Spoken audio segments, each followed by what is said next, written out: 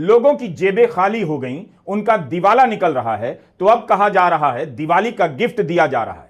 8 साल से मोदी सरकार जीएसटी के जिस रेट का बचाव कर रही थी, 8 साल से वह ढांचा ध्वस्त हो गया। खून पसीने से अर्थव्यवस्था खड़ी की है, नष्ट हो जाएगी। नरेंद्र मोदी कहते नहीं, मैं तो 12 बजे रात को गब्बर सिंह टैक्स लागू करके ही दिखाऊंगा। इस दौर में लगातार जीएसटी के खिलाफ 8 साल तक बोलते रहने वाले राहुल गांधी अकेले नेता कहे जा। टैरिफ 50% जब से बढ़ाया गया है, तब से मार्केट के अंदर एक निराशा छाई हुई है। जो पूंजीपति हैं हमारे, उनको दिक्कतें पैदा हुई हैं, तो उन्हीं पूंजीपतियों को थोड़ा सा लाभ पहुंचाने के लिए यह सारा कुछ किया गया।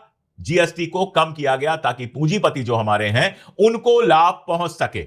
गब्बर सिंह टैक्स का नाम देकर राहुल गांधी ही अकेले नेता हैं जिन्होंने इसके खिलाफ लगातार अभियान चलाया और जनता की परेशानी की बात देश के सामने रखी। अगर वाकई जनता की बात होती, अगर वाकई जनता के बीच कीमतें कम करने की बात होती, महंगाई को रोकने की बात होती, तो सरकार बड़े आराम से सब्जियों का, खाने की चीजों का, स्कूल की फीसों का, इन सारी चीजों का ध्यान रख सकती थी, इन सारी चीजों की प्राइसेस कम कर सकती थी।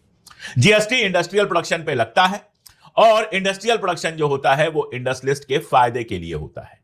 दोस्तों नमस्कार, स्वागत है आपका न्यूज लभ के एक और नई वीडियो में। दोस्तों पिछले दिनों 4 सितंबर को दोस्तों हमारे प्रधानमंत्री नरेंद्र मोदी ने जीएसटी को लेकर के काफ़ी उसमें बदलाव किया है। दोस्तों जिस तरह से जीएसटी के स्लैब को कम किया गया है और जो है कि पहले जो 5%, 12% और 18 और 28% का जो स्लैब था, अब उसे ख़त्म करके केवल 2 स्लैब बनाया गया है, 5% और 18%। लेकिन दोस्तों इसके अलावा भी एक नया स्लैब बनाया गया है जिसका नाम 40% दिया गया है। दोस्तों ये इनमें क्या क्या आएंगी, ये सारी बातें हम बताएंगे आपको।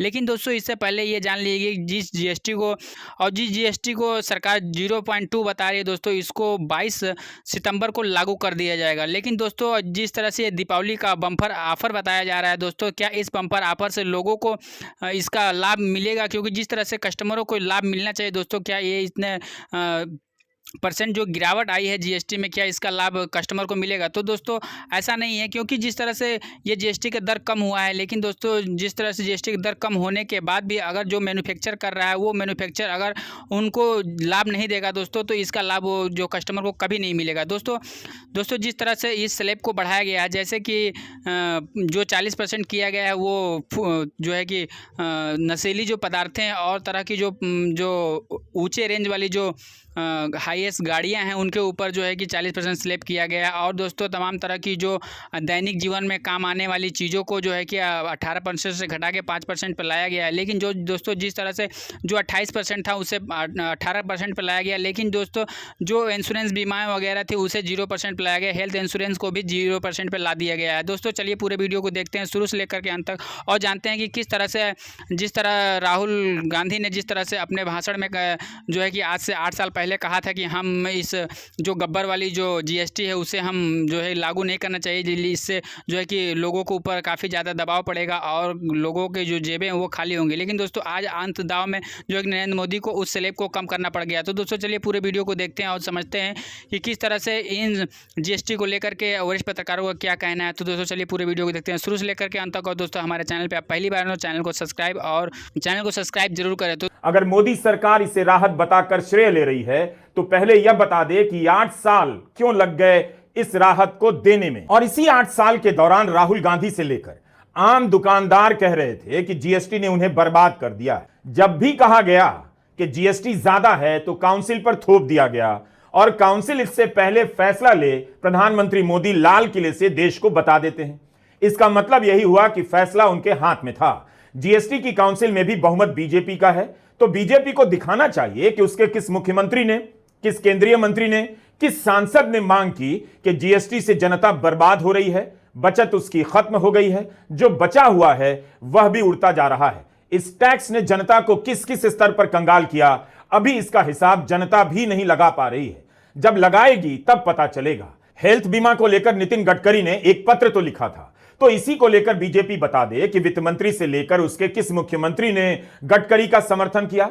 बीजेपी के राष्ट्रीय अध्यक्ष जेपी नड्डा भी बता सकते हैं कि पार्टी अध्यक्ष के नाते उन्होंने कब वित्त मंत्री से मुलाकात की कि राहुल गांधी सही कह रहे हैं, जीएसटी के कारण जनता बहुत परेशान है, इसमें अब सुधार होना चाहिए। या फिर बीजेपी और मोदी सरकार को स्वीकार करना चाहिए कि इसे गब्बर सिंह टैक्स का नाम देकर राहुल गांधी ही अकेले नेता हैं जिन्होंने इसके खिलाफ लगातार अभियान चलाया और जनता की परेशानी की बात देश के सामने रखी। भले ही इस फैसले पर जीएसटी काउंसिल का दस्तखत हो, लेकिन 28% का स्लैब गलत है, 4 स्लैब गलत हैं, इसकी बात तो राहुल गांधी ने ही लगातार और प्रमुखता से की है। 4 सितंबर की सुबह ट्विटर के टॉप 3 ट्रेंड में हैशटैग गब्बर सिंह टैक्स भी था।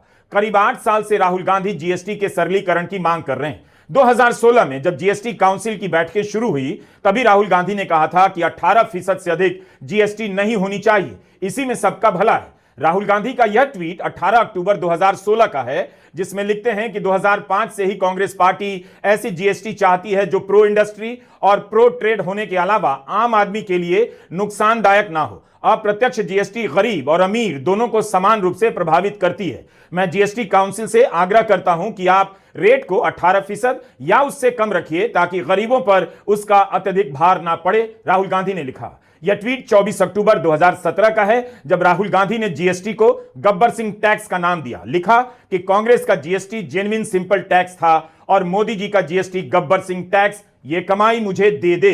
4 सितंबर की सुबह राहुल गांधी के पुराने बयान ट्विटर पर वायरल हैं, जहां वे जीएसटी फैसले को लेकर की गई जल्दबाजी और उसके ऊंचे रेट की निंदा कर रहे हैं। जिस बात के लिए आईटी सेल और गोदी मीडिया ने राहुल गांधी जैसे नेताओं का मजाक उड़ाया, उसी बात को भारत सरकार राहत का नाम दे रही है। गब्बर सिंह टैक्स, मनमोहन सिंह जी ने कहा, चिदंबरम जी ने उनसे कहा, इसको आप बिना पायलट प्रोजेक्ट मत लागू कीजिए, देश का नुकसान हो जाएगा। जो हमने बनाया है, पूरे देश ने प्यार से खून पसीने से अर्थव्यवस्था खड़ी की है, नष्ट हो जाएगी। नरेंद्र मोदी कहते नहीं, मैं तो 12 बजे रात को गब्बर सिंह टैक्स लागू करके ही दिखाऊंगा। कर दिया। और हुआ क्या? 43 साल से सबसे ज्यादा बेरोजगारी हिंदुस्तान में आज। क्या 9% जीडीपी ग्रोथ रेट होती थी? आज 4% पे पहुंच गए हैं। और वो भी उन्होंने जीडीपी नापने का तरीका बदला, जीडीपी नापने का तरीका बदल दिया। तो अगर आप हमारे तरीके से, पुराने तरीके से जीडीपी नापो, तो आज 2.5% जीडीपी ग्रोथ रेट है हिंदुस्तान का। भाई और बहनों, हिंदुस्तान के सब दुश्मन, मैं नाम नहीं लेना चाहता हूं, मगर हिंदुस्तान के सब दुश्मन चाहते हैं और चाहते थे कि हिंदुस्तान की शक्ति, हिंदुस्तान की अर्थव्यवस्था नष्ट की जाए। और वो काम दुश्मनों ने नहीं किया, वो काम हमारे प्रधानमंत्री ने किया।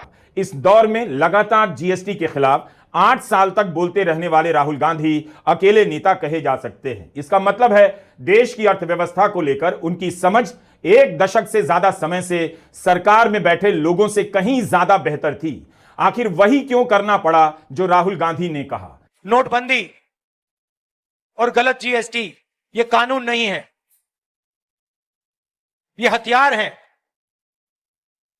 ये गरीबों को चोट पहुंचाने के, छोटे बिजनेस वालों को, स्मॉल और मीडियम वाले बिजनेस वालों को चोट पहुंचाने के हथियार है।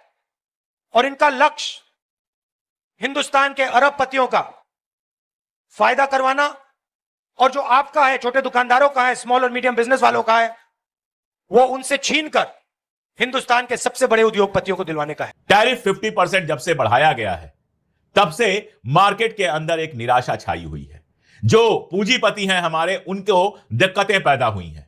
तो उन्हीं पूंजीपतियों को थोड़ा सा लाभ पहुंचाने के लिए यह सारा कुछ किया गया, जीएसटी को कम किया गया, ताकि पूंजीपति जो हमारे हैं उनको लाभ पहुंच सके। अगर वाकई जनता की बात होती, अगर वाकई जनता के बीच कीमतें कम करने की बात होती, महंगाई को रोकने की बात होती, तो सरकार बड़े आराम से सब्जियों का, खाने की चीजों का, स्कूल की फीसों का, इन सारी चीजों का ध्यान रख सकती थी, इन सारी चीजों की प्राइसेस कम कर सकती थी। जीएसटी इंडस्ट्रियल प्रोडक्शन पे लगता है, और इंडस्ट्रियल प्रोडक्शन जो होता है वो इंडस्ट्रियलिस्ट के फायदे के लिए होता है। दोस्तों जैसा कि आपने पूरे वीडियो को देखा, देखने के बाद आपकी अपनी पर्सनल राय क्या इस वीडियो पे जरूर लिखिएगा। लेकिन दोस्तों जिस तरह से मोदी सरकार ने जीएसटी को कम किया है और कम करने के बाद अगर जीएसटी का पूरा फ़ायदा अगर कस्टमर को नहीं मिलता है दोस्तों, तो इससे जो है कि जो कंपनियां हैं उन्हें इसका फ़ायदा जरूर मिलेगा। दोस्तों जिस तरह से हमारे भारत के ऊपर 50% टैरिफ अमेरिका ने लगाया है दोस्तों, इसी को देखते हुए लग रहा है कि नरेंद्र मोदी ने जीएसटी को कम किया है ताकि भारत में मैन्युफैक्चर को ज़्यादा परेशानी ना हो दोस्तों। लेकिन दोस्तों जिस तरह से राहुल गांधी अभी तक 8 वर्षों पहले से ही कहते चले आ रहे हैं, इसे गब्बर टैक्स कहते चले आए हैं दोस्तों, आज उस गब्बर टैक्स को नरेंद्र मोदी को कम करना पड़ा है दोस्तों। तो हमने आप पूरे वीडियो में देखा और जाना। इस पूरा वीडियो को देखने के बाद आपकी अपनी पर्सनल राय क्या बनती है इस वीडियो पे जरूर लिखिएगा दोस्तों। वीडियो अच्छी लगी हो तो वीडियो को लाइक शेयर और हमारे चैनल को सब्सक्राइब जरूर करें दोस्तों। हम अपने चैनल के माध्यम से आपको जागरूक कराते हैं और नई नई चीज़ें जो घटनाएं घटती हैं और जो भी बातें निकल के सामने आती हैं, हम वरिष्ठ पत्रकारों के माध्यम से आप तक पहुँचाने की कोशिश करते हैं। तो दोस्तों आज के लिए बस इतना है दोस्तों। वीडियो अच्छी लगती हो तो आप लाइक और शेयर करें और नीचे कमेंट बॉक्स में जरूर लिखें। तो दोस्तों आज के लिए बस इतना है, फिर मिलेंगे एक नई वीडियो नई टॉपिक के साथ। तब तक के लिए नमस्कार, सलाम और सत श्री अकाल। फिर मिलेंगे। खुदा हाफिज़, आपका दिन शुभ हो।